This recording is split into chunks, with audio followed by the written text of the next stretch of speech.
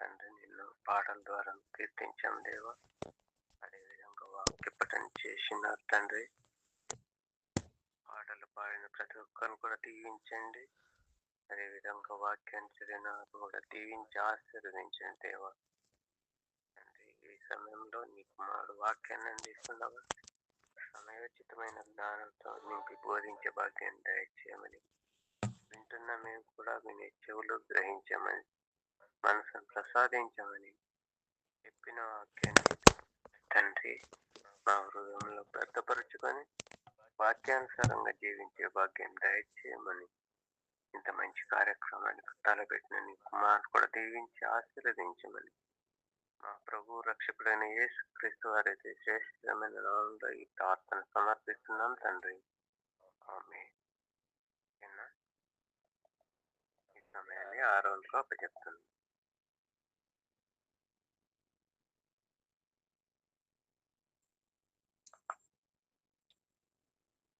కూడి వచ్చిన ప్రియులైన దేవుని పిల్లలందరికీ మన ప్రభును రక్షకుడైన యేసుక్రీస్తు వారి నామములో శుభాభివందనాలు తెలియజేస్తున్నాను. మరి నా వాయిస్ క్లియర్ గా ఉందండి? ఓకే.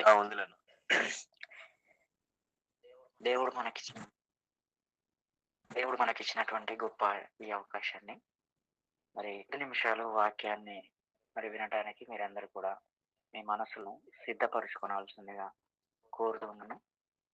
మరి సిద్ధపరచుకోవడం అంటే ఏమిటో అది దేవుడే మనకు బైబిల్లో రాయించి ఇచ్చాడు కనుక అట్టి సిద్ధపాటు మనసుతో మీరందరూ కూడా మరి దేవుని వాక్యాన్ని వినడానికి కూడి వచ్చారని నేను అనుకుంటూ ఒక చిన్న మాట ప్రార్థన చేసుకుని వాక్యంలోకి వెళ్ళిపోదాం.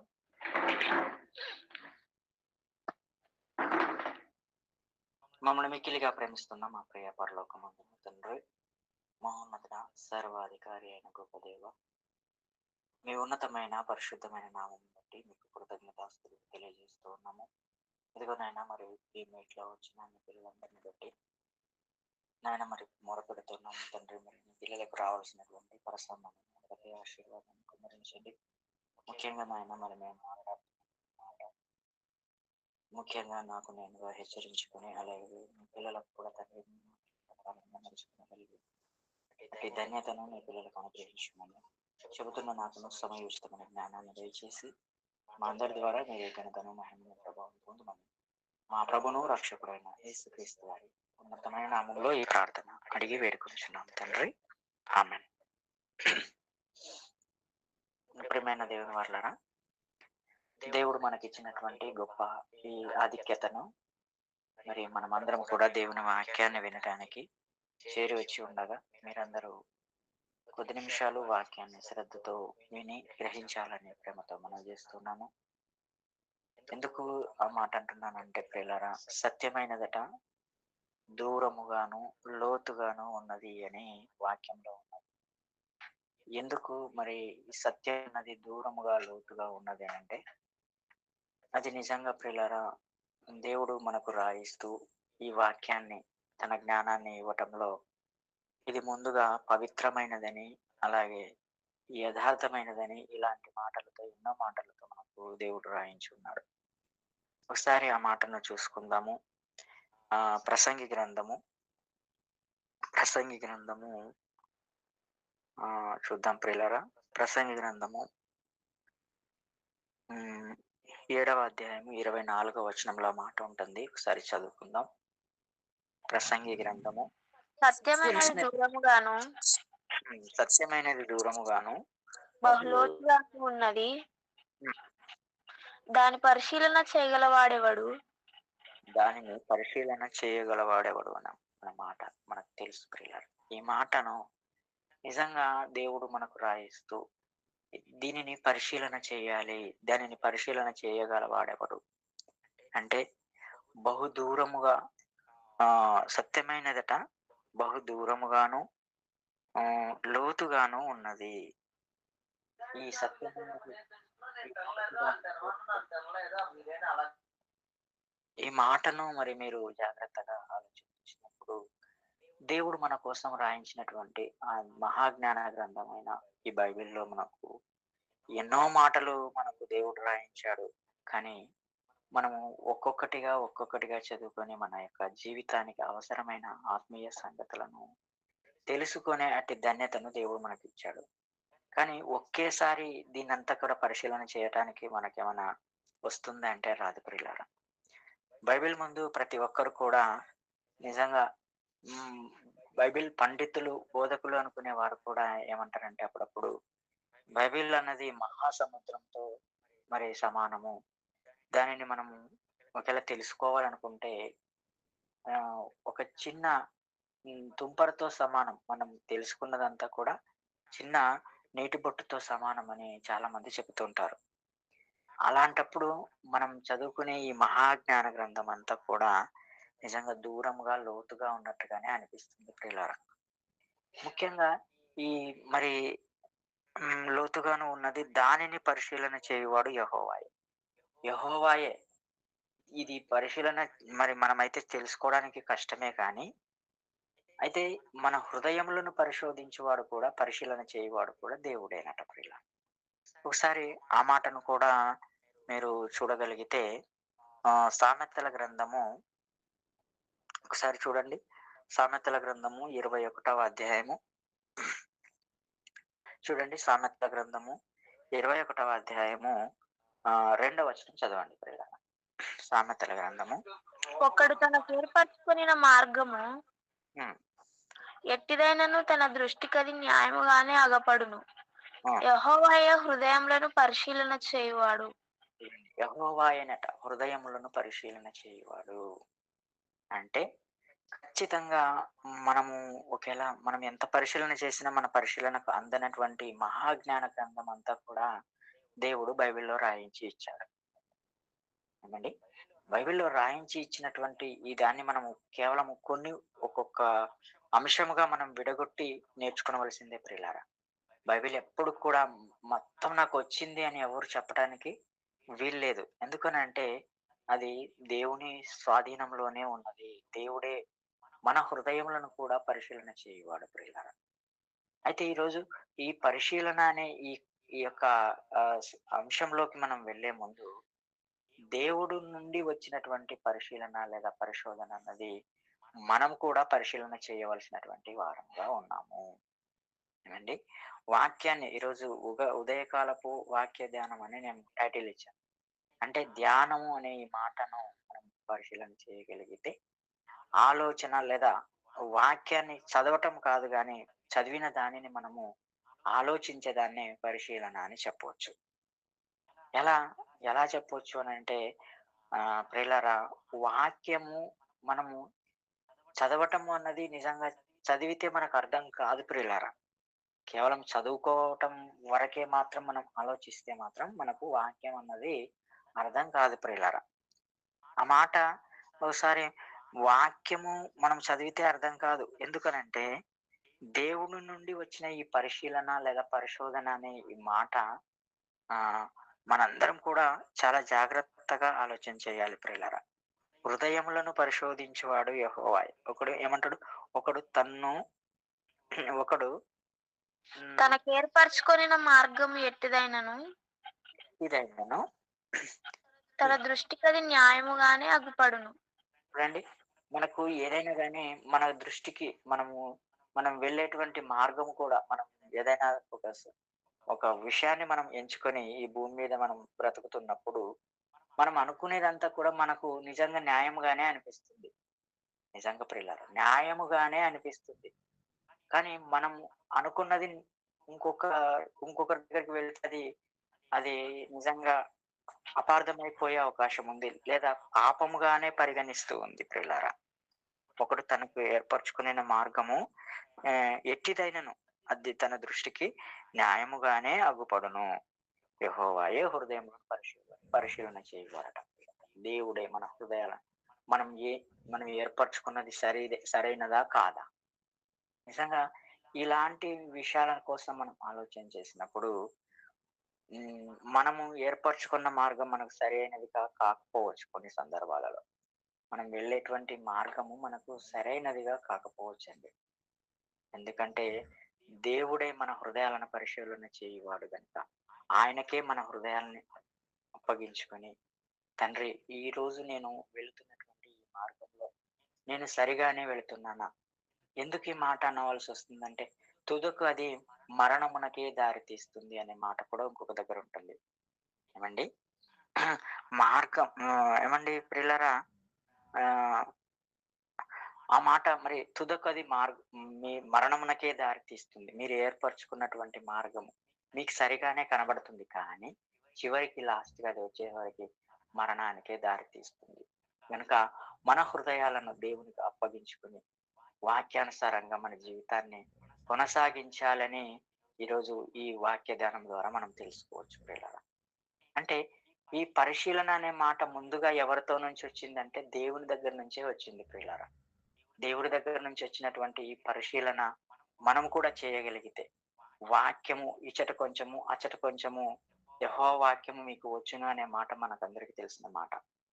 కనుక ఈరోజు వాక్యము వింటున్నటువంటి వారు లేదా వాక్యము చదువుతున్న మనమందరం కూడా ఒక విషయం మన దగ్గరికి రావాలంటే 66 పుస్తకాలలో ఉన్నటువంటి మహాజ్ఞాన గ్రంథాన్ని ఇచ్చట కొంచెము అచ్చట కొంచెము ఇచ్చట కొంచెము అచ్చట కొంచెం యెహోవా వాక్యం మీకు వచ్చును అనే మాట ఒకసారి మీరు ఆ మాట మీరు చదివి గ్రహించగలిగితే, దేవుని వాక్యము అన్నది ఒక పేజీలో మాత్రం ఉండేది కాదు ప్రియులారా, లేదా ఒక అధ్యాయంలో మాత్రం ఉండేది కాదు.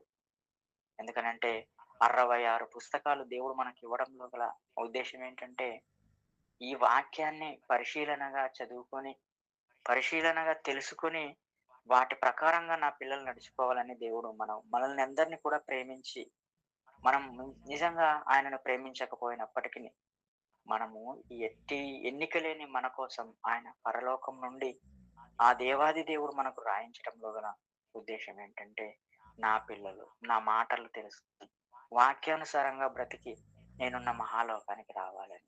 కానీ ఈరోజు మనుషులందరూ అలాగే ఉన్నారు.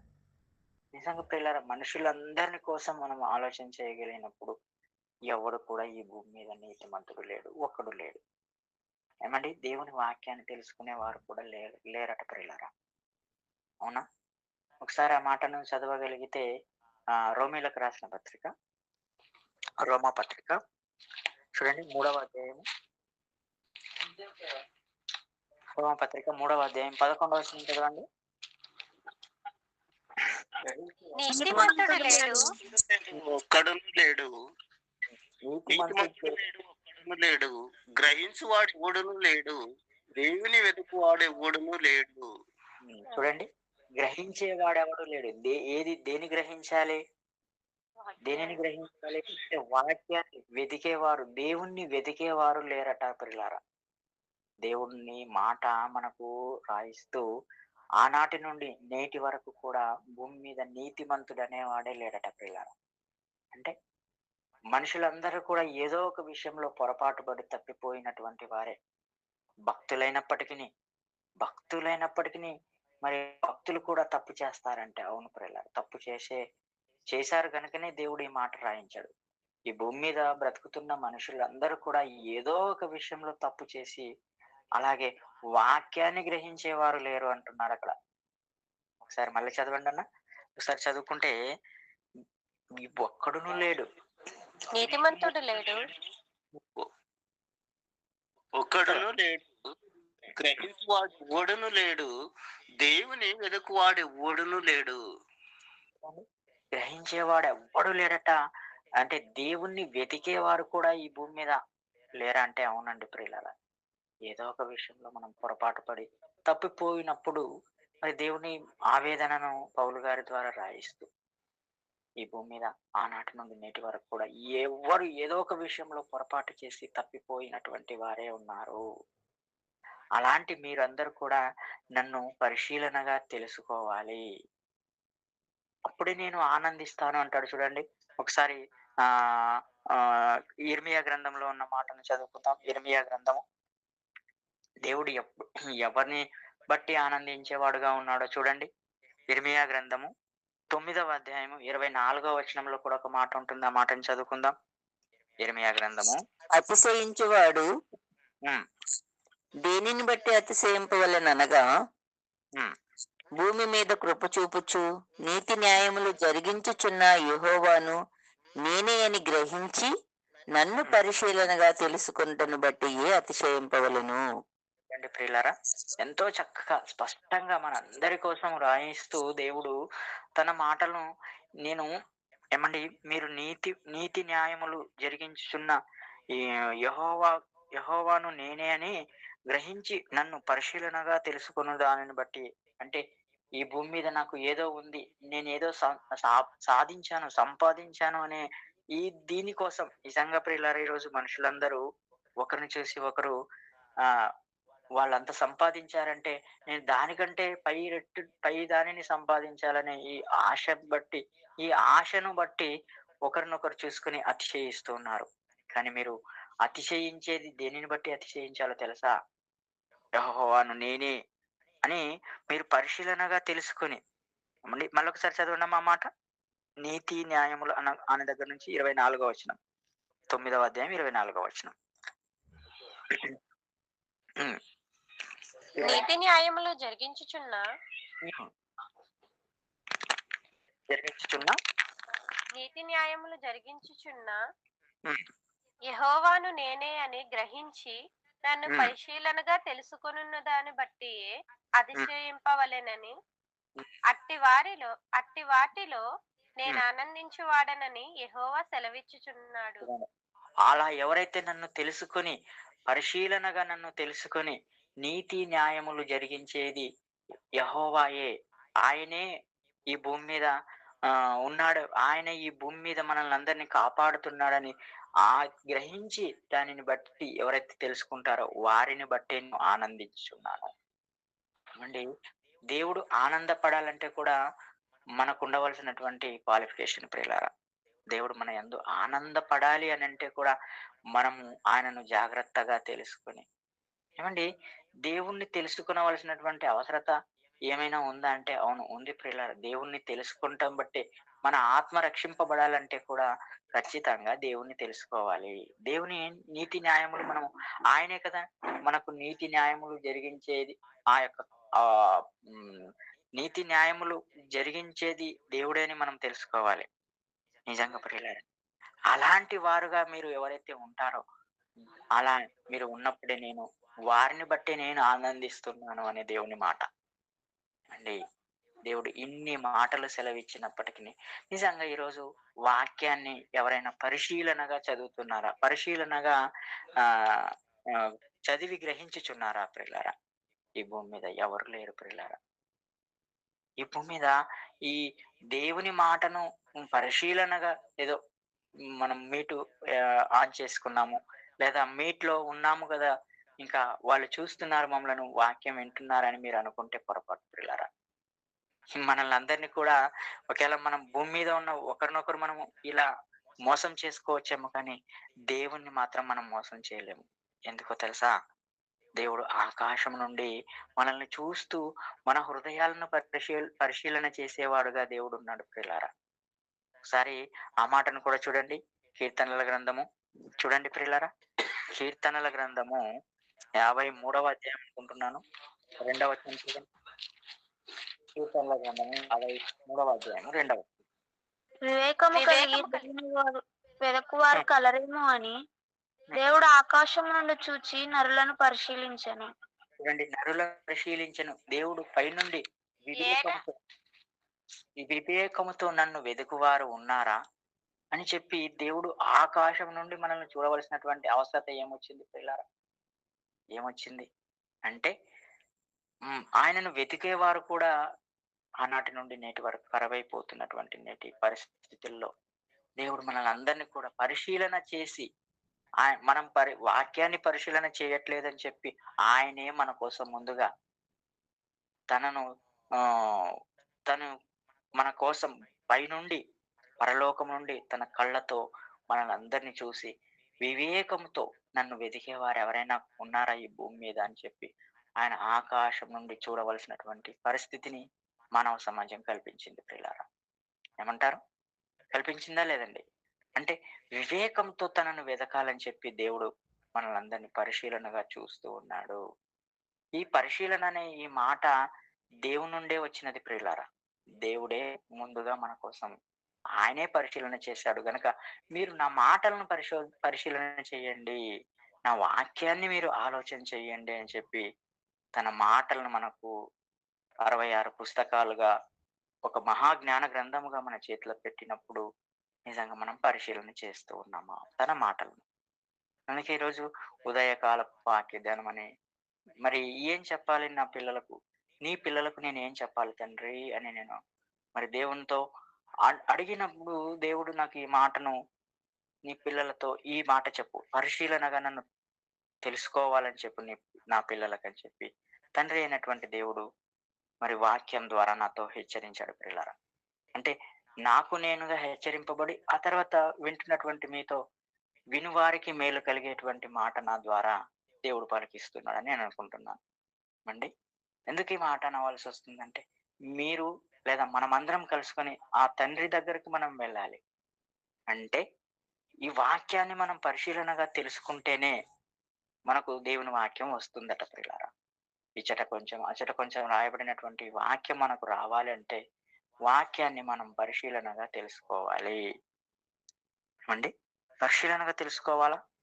అవునండి ప్రియులారా, పరిశీలనగా తెలుసుకుంటేనే తన మాటలు మనకు అందుతాయి ప్రియులారా. అంటే ఈ పరిశీలన అనే మాట బైబిల్లో ఎన్నిసార్లు రాయబడిందంటే ఒక 9 లేదా ఇంకా అంతకంటే ఎక్కువ సార్లు కూడా రాయబడి ఉండొచ్చు. అంటే ఆ మాట మనం పరిశీలన చేసి వాక్యానుసారంగా మన జీవితాలు కొనసాగించినప్పుడే దేవుడు మన యొక్క జీవితాన్ని ఆయన పరలోకమునకు తీసుకునే అవకాశం ఉంది. లేదనంటే వాక్యాన్ని ఇలా చదివి అలా విడిచిపెడితే వాక్య భావం మనకు అర్థం కాదు ప్రియులారా. అందుకనే మీరు వెళ్ళి మీ మీద నా కాడిని ఎత్తుకొని మీరు నా యొద్ద వచ్చి నేర్చుకోనండి అని అంటాడు. అంటే దేవుని దగ్గరికి మనం వస్తేనే మనకు వాక్యం వస్తుంది ఏమండి. వాక్యం మనకు రావాలంటే ముందుగా మనం ఆయన దగ్గరికి రావాలి, అప్పుడు మన దేవుడు మన దగ్గరికి వస్తాడట ప్రియులారా. ఇవన్నీ ఇలా చెప్పుకుంటూ వెళితే చాలా మాటలు ఉన్నాయి, కానీ దేవుని మాటలను కొన్ని విషయాలనే మీతో మాట్లాడేది మరి ఈరోజు ముగించేసేయాలనుకుంటున్నాను. ఎందుకనంటే ప్రియులారా, వాక్యం అన్నది మహాజ్ఞాన గ్రంథం. ఆ అగాధము లాంటి ఈ మహాసముద్రంలో ఈ పరిశీలన అనే ఒక్క చిన్న మాటనే ఈరోజు నేను తీసుకుని మీతో మాట్లాడి ఉండగా, ఆ పరిశీలన అనే మాటకు నిజంగా ఒక ఆయన వాక్యాన్ని చదువుతూ తనకు అర్థం కాని విషయం ఒకటి ఉందట. ఆ విషయాన్ని చెప్పేసి నేను ముగించేసేస్తాను. వాక్యము చదువుతున్నాడు కానీ ఆయన ఆ మాటను పరిశీలన చేయట్లేదు. వాక్యాన్ని నాకు చెప్పేవారు లేరని చెప్పి ఒక ఆర్థిక శాఖ మంత్రి, మనందరికి తెలుసు ఆ మాటను, ఒకసారి చదువుకుందాము. అపోస్తలుల కార్యములు చూడండి. అపోస్తలుల కార్యములు పరిశీలన చేయవలసినటువంటి అవసరత ఏముంది అని అంటే, ఆయన ఒక ఆర్థిక శాఖ మంత్రిగా ఉన్నటువంటి ఆయనకే వాక్యం అన్నది అర్థం కాదు. మరి ఈరోజు ఎంతవరకు అర్థమవుతుంది ఈ మాటను చదువుకొని ముగించేస్తాం. 8వ అధ్యాయం అపోస్తలుల కార్యములు 8వ అధ్యాయము 24 నుంచి కొన్ని వచనాలను మనం చదువుకుంటూ వెళ్ళిపోతామండి. అందుకు సీమోను, మీరు చెప్తున్న వాటిలో ఏది నా మీదకి రాకుండా మీరే నా కొరకు ప్రభువును వేడుకొనుమని చెప్పాను.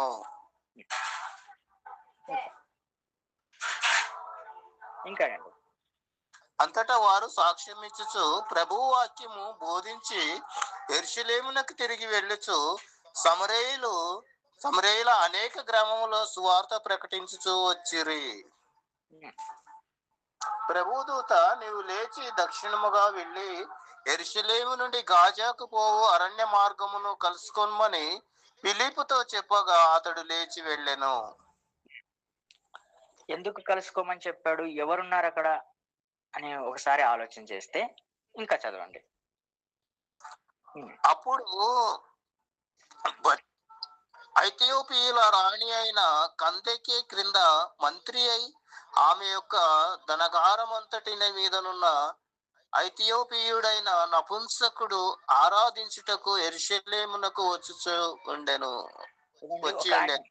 ఒక ఆయన ఎవరు, నపుంసకుడైనటువంటి కందాకి క్రింద ఆర్థిక శాఖ మంత్రిగా ఉన్నటువంటి ఆయన యెరూషలేము దేవాలయమునకు మరి వచ్చి ఆరాధిస్తూ వెళుతూ ఉండేవాడు.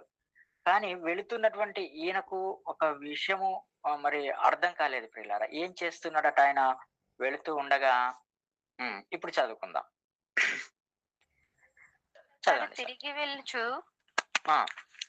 అతడు తిరిగి వెళ్ళుచు తన రథము మీద కూర్చుండి ప్రవక్త అయిన యెషయా గ్రంథము చదువుచుండెను. అప్పుడు ఆత్మ ఫిలిప్పుతో, నీవు ఆ రథము దగ్గరకు పోయి దానిని కలుసుకొనుమని చెప్పెను. ఫిలిప్పు దగ్గరకు పరిగెత్తుకొని పోయి అతడు ప్రవక్త అయిన యెషయా గ్రంథము చదువుచుండగా విని, నీవు చదువునది గ్రహించుచున్నావా అని అడుగగా, అతడు, ఎవడైనను నాకు త్రోవ చూపకుంటే ఎలాగూ గ్రహింపగలనని చెప్పి రథమెక్కి తనతో కూర్చుండుమని ఫిలిప్పును వేడుకొనెను. అతడు లేఖనమందు చదువుచున్న భాగమేమనగా,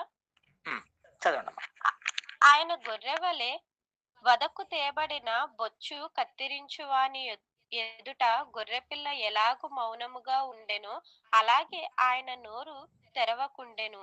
ఆయన దీనత్వమును బట్టి ఆయనకు న్యాయ విమర్శ దొరకకపోయెను. ఆయన సంతాపమును ఎవరు వివరింతురు? ఆయన జీవము భూమి మీద నుండి తీసివేయబడినది. అప్పుడు నంపూసకుడు, ప్రవక్త ఎవనిని గూర్చి ఇలాగు చెప్పుచున్నాడు? తనను గూర్చియా వేరొకని గూర్చియా? దయచేసి నాకు తెలుపమని ఫిలిప్పును అడిగెను.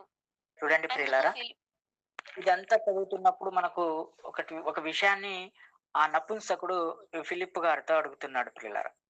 అంటే ఎక్కడో ఉన్నటువంటి ఫిలిప్ గారిని మరి ఈ నపుంసకుని దగ్గరికి తీసుకురావడంలో దేవుని ఉద్దేశం ఏంటై ఉండొచ్చు అంటే ప్రియులారా, దేవుని ఉద్దేశం అంటే ఈ చదువుతున్నటువంటి వాక్యం అన్నది నిజంగా అర్థం కాలేదు. ఎవరికి?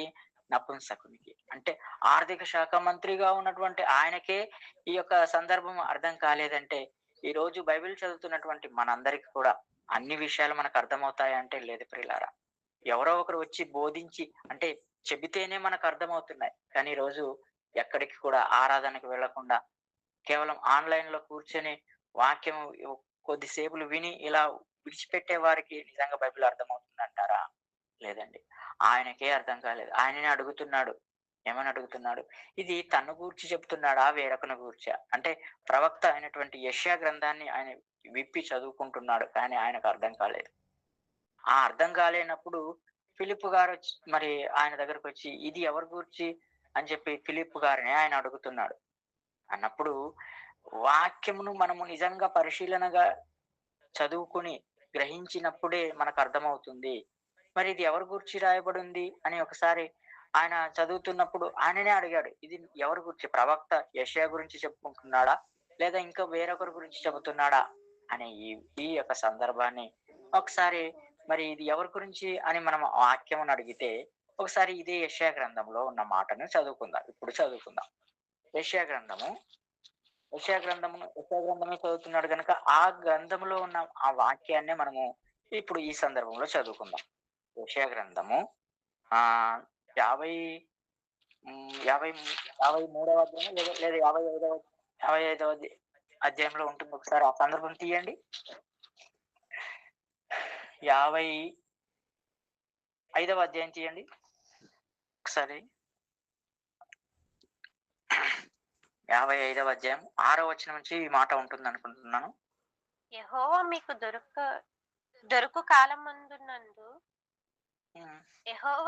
దొరుకు కాలమందు ఆయనను వెదకుడి, ఆయన సమీపములో ఉండగా. 53 ఏడండి.